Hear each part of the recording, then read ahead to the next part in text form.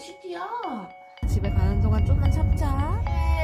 거의 다 왔어요. 저는 17개월 된 딸을 키우는 엄마입니다. 아이가 태어나기 전에는 절대 스마트폰을 보여주지 말아야겠다 다짐했던 유별난 엄마기도 했죠. 그런데 웬걸? 지금은 항상 스마트폰을 풀 충전하고 다닙니다. 아이가 울음을 터뜨릴 때마다 즉시 보여주기 위해서지요.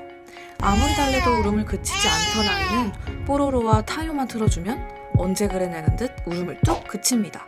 우리 아이 스마트폰에 중독된 걸까요? 아니면 혹시 제가 중독된 건 아닐까요?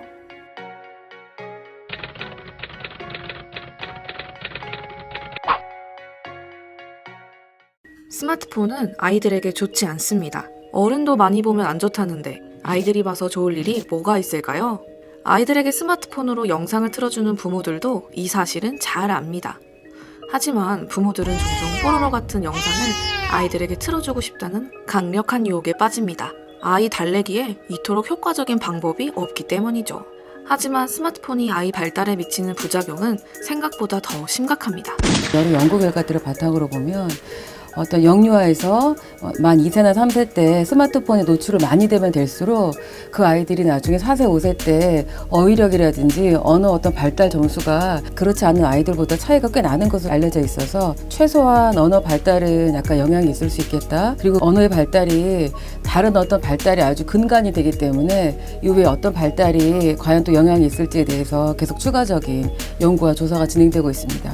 그 인간의 발달이라는 게 참 이렇게 복잡한 건데요. 우선 자기가 가지고 태어난 잠재력이 있습니다. 그 잠재력이 약한 아이가 있고 또 알아서 자기가 어떤 자극을 찾아서 잘 발달할 수 있는 아이가 있습니다. 이 잠재력에 따라서도 차이가 나게 된다 저는 생각을 하게 되고 가만히 있다고 발달하는 아이는 없기 때문에 누군가 밖에서 어떤 일정한 자극을 자기에게 적시에 적절한 자극을 주셔야 되는 게 핵심입니다.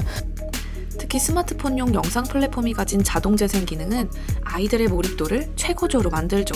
연속해서 재생되는 콘텐츠에 익숙해진 아이들은 하나의 영상이 끝나도 끝났다고 생각하기보다는 잠깐 중단됐다고 생각해 다음 편을 보여달라고 엄마를 계속 조릅니다. 아이의 투정에 지친 엄마는 결국 다시 스마트폰을 꺼내듭니다. 악순환입니다. 어머니가 어떤 자극을 주고 싶으셔도 스마트폰에서 어떤 아이가 너무나 즐겁고 재미있는 자극을 받다. 정말 재밌거든요.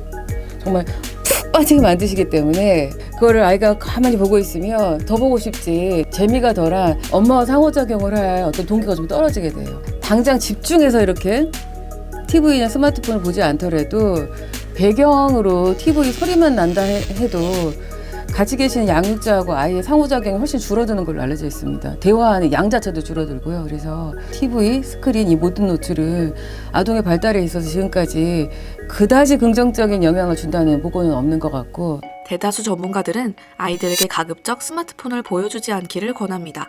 하지만 이미 스마트폰 영상에 푹 빠져든 아이들에게 스마트폰을 뺏기란 결코 쉽지 않습니다. 엄마들은 그나마 덜 자극적인 교육적이라고 분류된 콘텐츠를 틀어주면 좀 낫지 않을까 기대도 해보는데요. 폭력적인 영상을 마구잡이로 틀어주는 것보다야 낫지만 이런 행동도 정답은 될 수 없습니다. 스마트폰 영상물에 대한 부작용을 최대한 줄이려면 옆에 부모가 꼭 붙어있는 것이 중요하다고 하네요. 아무리 교육적인 컨텐츠를 할지라도 심지어서 미국에서는 소아과 학교에서 직접 배포하는 잠자리에서 같이 하시면 좋은 게임들도 있습니다. 근데 게임의 원칙이 아이가 혼자 보다가 게임하다가 자도록 하는 게 아니고 부모님과 함께 그것을 주고받고 상호작용을 콘텐츠를 통해서 하도록 개발된 앱입니다. 어떤 콘텐츠 수준이라든지 자기가 적합한지를 걸을 수 있는 능력이 되지 않기 때문에 항상 아이가 어떤 콘텐츠를 지금 보고 있는지 옆에서 같이 봐주셔야 되고 혼자 보도록 두시는 거는 어디에도 권하지 않습니다. 부모님들이 아이에게 혹시라도 좋을 수 있다고 생각해서 영양제도 직구해서 먹이시고 또 좋은 어떤 콘텐츠가 있다면 일부러 찾아가시잖아요. 근데 혹시 해로울 수도 있는 걸 그냥 방치하시는 거는 그동안 이제 하셨던 여러 가지 노력이 잘 맞지 않은 이제 행동이시라고 이제 할 수 있습니다. 결국 아이를 부정적인 스마트폰 중독에서 벗어나게 하는 건 부모의 노력에 달렸다는 의미일까요? 특히나 만약에 아이에게 어떤 이런 스마트 기기를 생각보다 너무 많이 허용하는 게 내가 좀 쉴 수 있고 살 수 있을 것 같다 이런 마음이 드실 때는 혹시나 아이를 키우시는 부모님이나 혹은 양육자께서 좀 감당하기 어려운 정서적 어려움이 있는 줄 보셔야 됩니다. 우리나라의 이제 최근 연구 결과를 봐도요, 아이를 키우시는 분이 우울증 점수가 높을 때 아이 스마트폰 사용 정도가 확실히 굉장히 많이 올라가거든요.